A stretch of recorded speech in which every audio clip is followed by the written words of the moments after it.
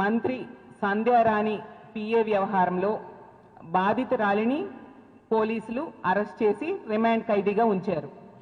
ఈ రాష్ట్రంలో ఆంధ్రప్రదేశ్ రాష్ట్రంలో రెడ్ బుక్ అరాచకానికి పరాకాష్ఠగా దానికి ఉదాహరణగా ఈ కేసు నిలబడింది.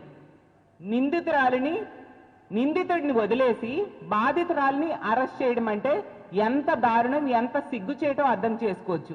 అంత మహిళా వ్యతిరేక ప్రభుత్వం ఈరోజు ఈ రాష్ట్రంలో నడుస్తూ ఉంది.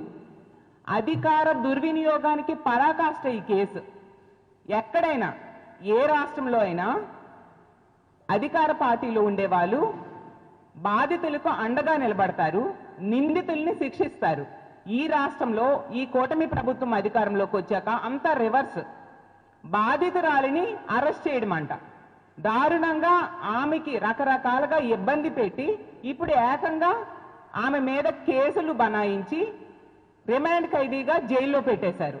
నిందితుడు మాత్రం దర్జాగా నెల రోజులుగా తిరుగుతూ ఉన్నాడు బయట సభ్య సమాజంలో. చూస్తే అతను సాక్షాత్తు స్త్రీ శిశు సంక్షేమ శాఖ మంత్రి అయిన సంధ్యారాణి గారి పిఏ.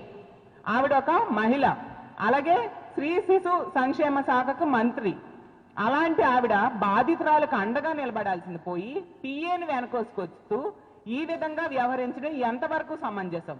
ఈ కేసులో ప్రతి సందర్భంలో కూడా మనం చూస్తూ ఉన్నాము, పూర్తిగా మంత్రి గారి డైరెక్షన్ లో, ఆవిడ స్క్రీన్ ప్లే డైరెక్షన్ లో నడుస్తూ ఉండే పరిస్థితి పోలీసులు మనకు కనిపిస్తూ ఉంది.